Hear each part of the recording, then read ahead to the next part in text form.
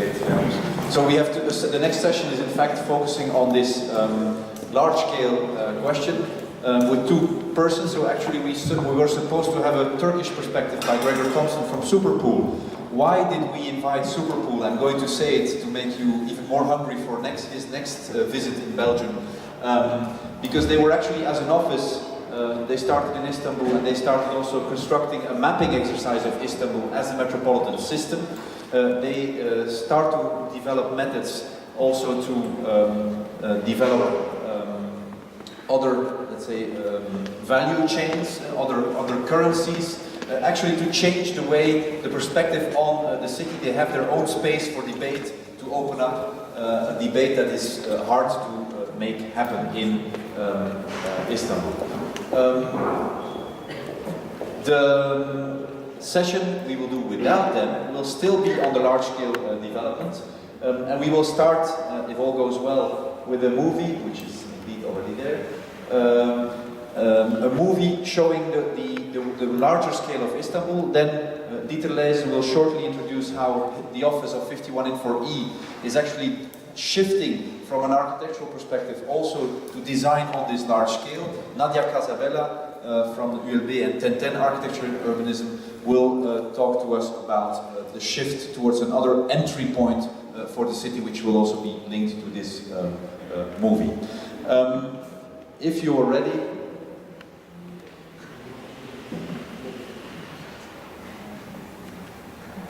then we can start.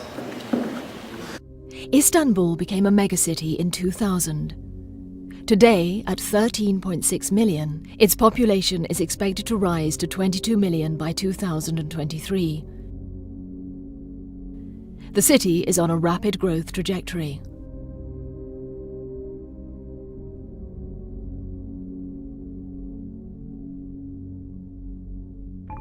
What is the meaning of a sustainable city in such growth conditions? Can the city still offer good life prospects to its inhabitants? The city has been expanding dramatically in recent decades, following major new transportation axes. Today, new large-scale projects are in preparation. A third Bosporus Bridge as part of the North Marmara Highway, new airports, transportation infrastructures, and new areas for urban expansion. More and more city will be made.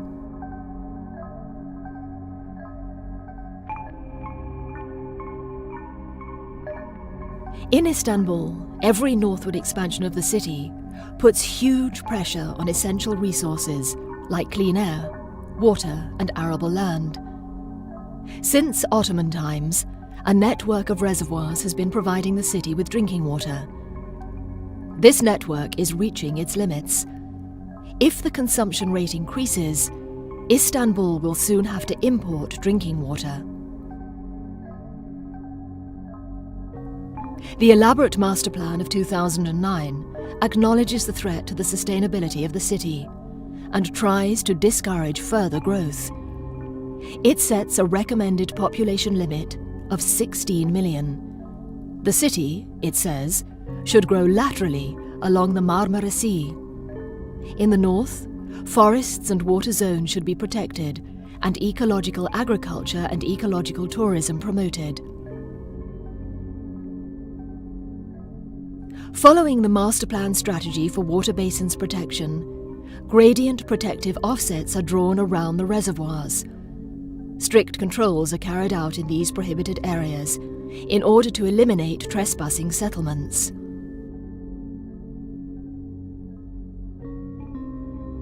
A comparison of the current protection strategies and urban sprawl tendencies, however, raises questions about the future of the northern zone.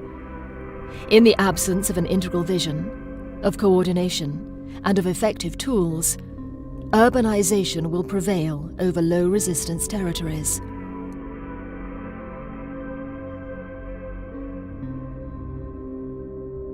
Today, in northern Istanbul, regulations are trying to limit growth by setting a maximum density. Areas under urbanization pressure are growing by spreading across the terrain, and underutilized agricultural lands become targets for real estate developments.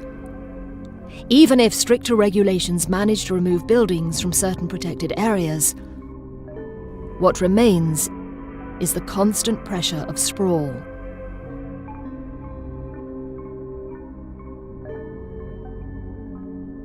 With a sustainable future in mind, an alternative strategy is proposed.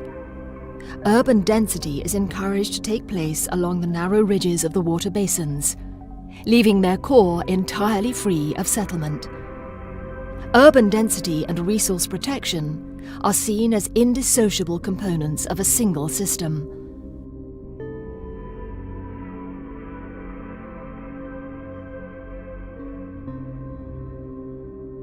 Two specific aspects of Istanbul are combined in the proposal.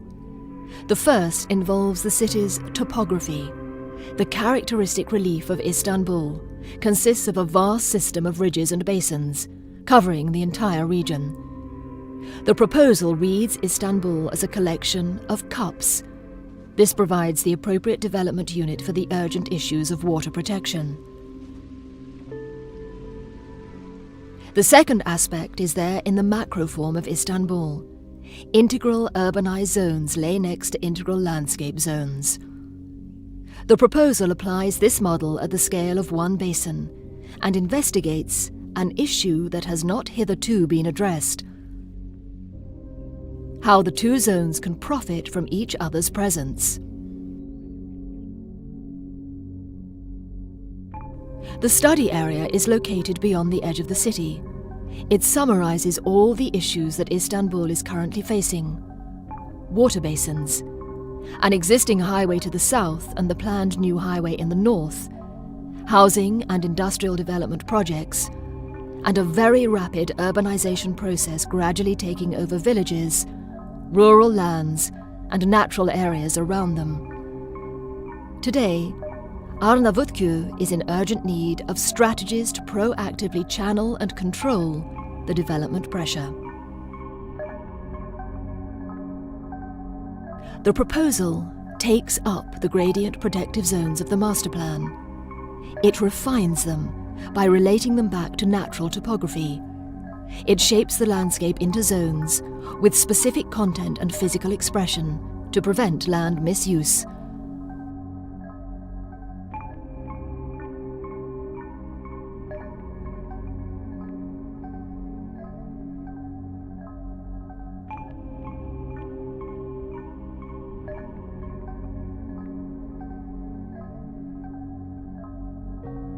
A strong agricultural land use is vital in order to shield the basin against real estate speculation.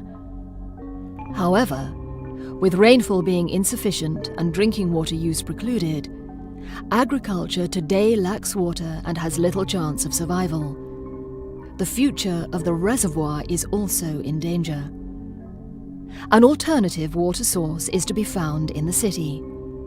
Wastewater is not discharged into the sea, but treated and reused as irrigation water. The proposal closes the cycle. The city is the provider of necessary resources for agriculture and thus protects the water basin, which in turn feeds the city with clean drinking water. How does it work?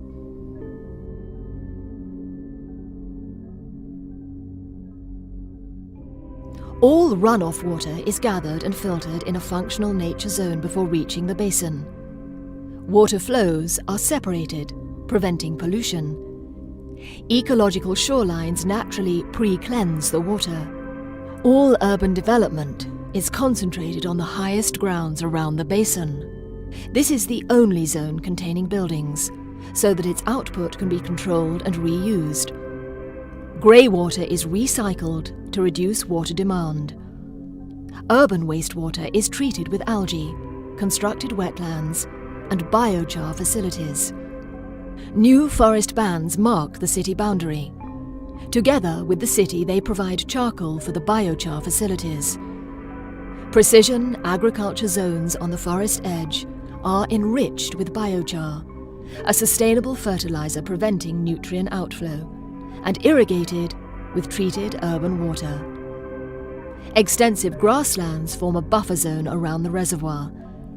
The city benefits in return from the system's increased wood and food production, combined with recreational possibilities and newly found ecological value. Subtle landscape elements form clear boundaries between the zones and offer a variety of uses. The proposal works like a parametric equation. If density augments, water output augments. In a paradoxical way, developing the city further ensures a more durable protection of the basin. In the end, concentrating development in certain zones and keeping others settlement-free creates a very specific living condition. A real urban environment, complete with connection possibilities and mixed use, but at the same time, in direct relation to an abundance of nature and a characteristic topography. Currently, pilot sites are studied to test tools regarding time management, property rights management, and cross-authority collaborations.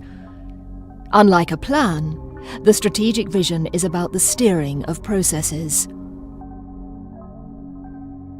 Reproduced around other basins, this strategy can result in a sustainable urban configuration for Istanbul.